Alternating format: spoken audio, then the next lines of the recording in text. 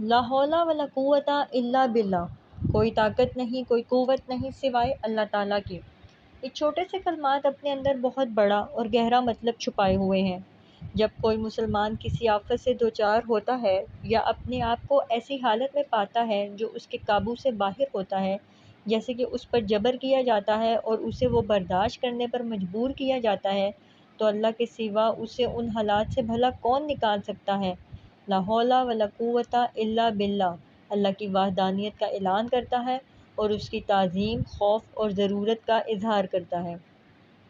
ہم دیکھتے ہیں کہ انسان چاہے کتنا ہی مضبوط یا دنیاوی لحاظ سے طاقتور کیوں نہ ہو، اس کو ہمیشہ اللہ کی ضرورت رہتی ہے۔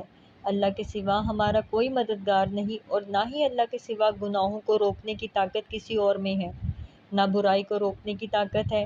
ایک مسلمان یہ تسلیم کرتا ہے کہ اللہ کے سوا کوئی خالق نہیں، اور اگر اللہ کسی چیز کا ارادہ کر لے تو اس کے حکم کو کوئی نہیں پھیر سکتا، اور اس کا بندہ تو بہت کمزور ہے اور اپنے معاملات میں بے اختیار ہے، خود کبھی کچھ نہیں کر سکتا، لہٰذا وہ ہمیشہ پلٹ کر اپنے رب کے پاس ہی جاتا ہے۔ اللہ کی مدد کے بغیر ہم کچھ نہیں بدل سکتے، اس لیے ہمیں اپنی زندگیوں میں اللہ ہی کو ایک طاقت کے طور پر قبول کرنا ہے جو ہماری مدد کر سکتا ہے۔ آپ لا حول ولا قوت الا باللہ کہتے ہیں جب آپ کو کسی پریشانی یا بری صورتحال کا سامنا کرنا پڑتا ہے جسے آپ سنبھال نہیں پاتے، یا جب آپ کو کسی ایسی چیز کا سامنا کرنا پڑتا ہے جس سے نپٹنا واقعی مشکل ہوتا ہے۔ اس وقت آپ جانتے ہیں کہ مجھے اس صورتحال سے اگر کوئی نکال سکتا ہے تو وہ صرف اللہ ہے۔ لا حول کا مطلب ہے کہ مجھ میں کوئی صلاحیت نہیں، میری کوئی مرضی نہیں۔ جب آپ اپنی عبادت کو جاری رکھنے اور کاہلی کو شکست دینے کے لیے اللہ سے مدد مانگ رہے ہوں تو یہ کلمات کہنا سب سے بڑا ذکر ہے۔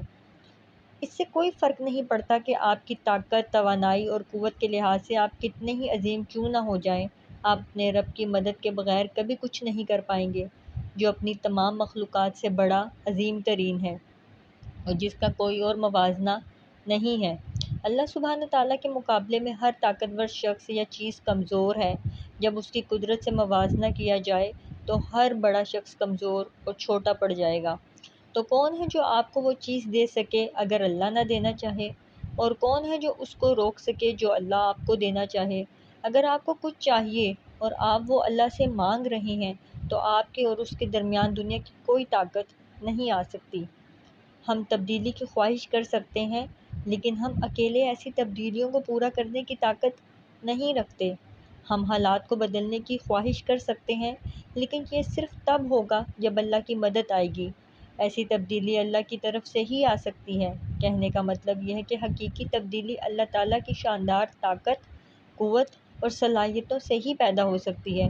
تو یہ مت کہو کہ میری پریشانیاں بہت بڑی ہیں، بلکہ اپنی پریشانیوں سے کہو کہ میرا اللہ بہت بڑا ہے۔ حدیث میں اس کے بارے میں کیا آتا ہے؟ لا حول ولا قوت الا باللہ کہنا 99 بیماریوں کا علاج ہے، جن میں سے سب سے بڑی بیماری غم، افسردگی ہے۔ ابو ذر رضی اللہ عنہ سے روایت ہے کہ رسول اللہ صلی اللہ علیہ وآلہ وسلم نے مجھ سے فرمایا، کیا میں تمہیں ایک خزانے کے بارے میں نہ بتلاؤں جو جنت کے خزانوں میں سے ایک خزانہ ہے؟ میں نے کہا ہاں یا رسول اللہ۔ آپ صلی اللہ علیہ وآلہ وسلم نے فرمایا، لا حول ولا قوت الا باللہ، اللہ کے سوا کوئی طاقت اور قوت نہیں ہے۔